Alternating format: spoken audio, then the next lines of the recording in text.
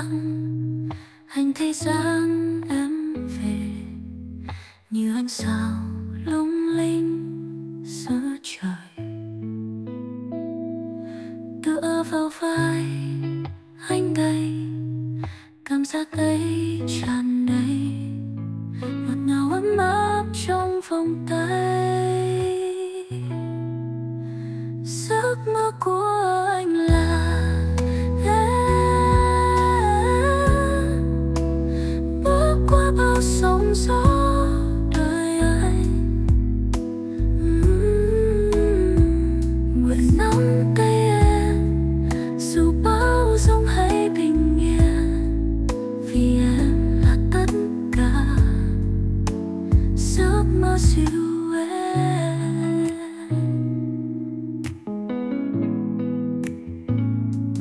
Khi bình minh lên sáng, nụ cười em dịu dàng mang đến cho anh ngay mặt trời. Dẫu mây trôi quá nhanh nhưng lòng vẫn an lành, vì ta mãi mãi có nhau đây. Giấc mơ của anh là em bước qua bao sóng gió đời anh. Nguyện nắm tay em dù bao giông hay bình yên, vì em là tất cả giấc mơ dịu em.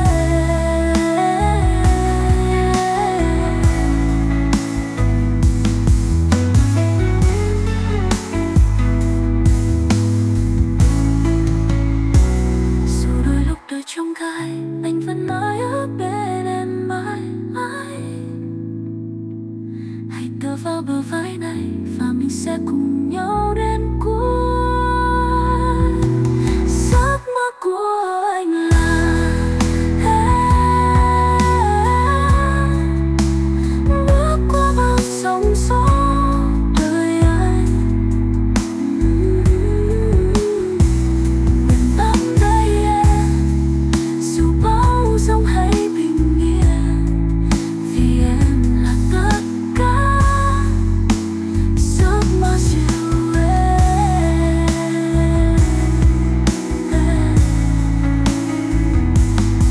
Anh ước giấc mơ không tàn phai, để em mãi là ánh sáng bên đời, và cùng em đi đến mãi mãi sau. Giấc mơ của anh chính là em.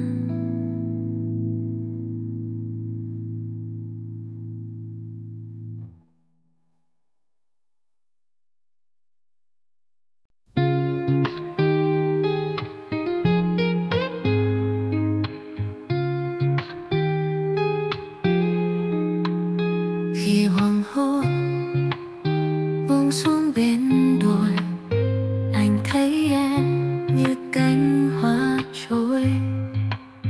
Tựa vào vai anh, đôi mắt em nhìn nói rằng cuộc đời này thật đẹp. Mới bên em dẫu đời có xoay vần, giữ em trong tim giữa muôn trùng sông ngàn. Những lời yêu vẫn mãi không phai, anh sẽ cùng em bước qua thời gian. Đêm về khuya ánh trăng dịu dàng, anh với em không nói nên lời. Từng nhịp tim ta hòa cùng hơi thở, mong rằng yêu thương mãi bên đời.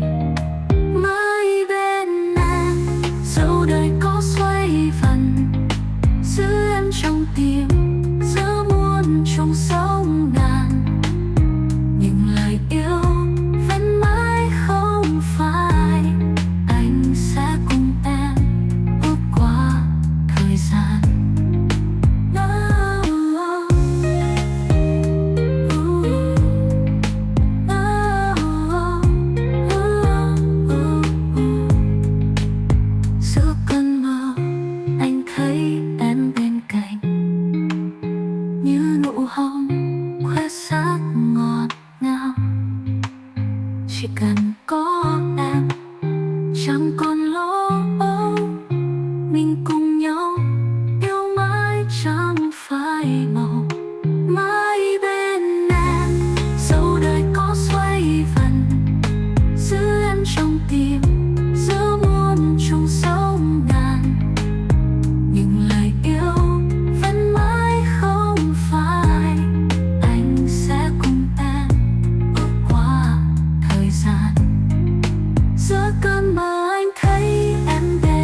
tay như nụ hồng khoe sắc ngọt ngào.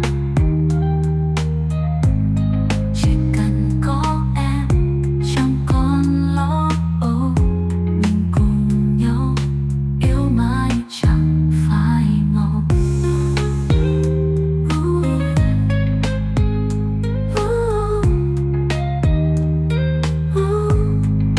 Mãi bên em dẫu đời có xoay vần, giữ em trong tim giữa muôn trùng sóng ngàn. Nhưng lời yêu vẫn mãi không phai, anh sẽ cùng em bước qua thời gian. Khi bình minh lẽ sáng phía chân trời, anh vẫn mãi có em đời đời. Dù ngàn năm qua tình vẫn mãi xanh, anh nguyện yêu em cho đến cuối hành trình.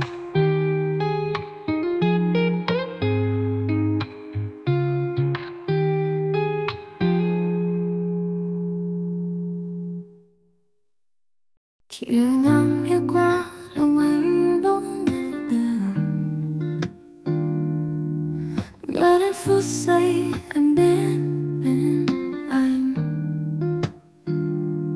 Mỗi phút trôi qua anh thấy mình lạc lối. Chỉ cần có em anh mới thấy niềm vui. Chỉ cần có em trong đời anh chẳng cần gì thêm nữa. Dẫu bão giông hay nắng mưa cũng sẽ cùng nhau vượt qua. Mỗi giấc mơ trong tim này là mỗi phút anh bên em. Chỉ cần có em, chỉ cần có em mãi thôi.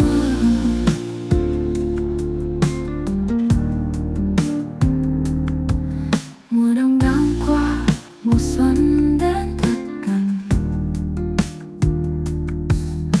Tựa vai bên nhau chẳng còn giá lạnh. Em là niềm vui, là bình yên trong anh. Chỉ cần có em là trái tim sáng ngời. Chỉ cần có em trong đời anh chẳng cần gì thêm nữa. Dẫu bão giông hay nắng mưa cũng sẽ cùng nhau vượt qua.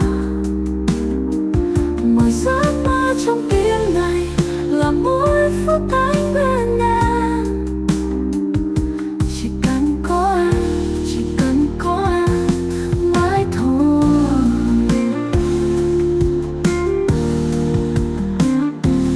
Dù trời có đổi thay, dù cho mây có xa, thì anh vẫn mãi ở đây đợi em. Nắm chặt đôi bàn tay vượt qua ngàn khó khăn. Chỉ cần có em lòng anh thêm vững vàng.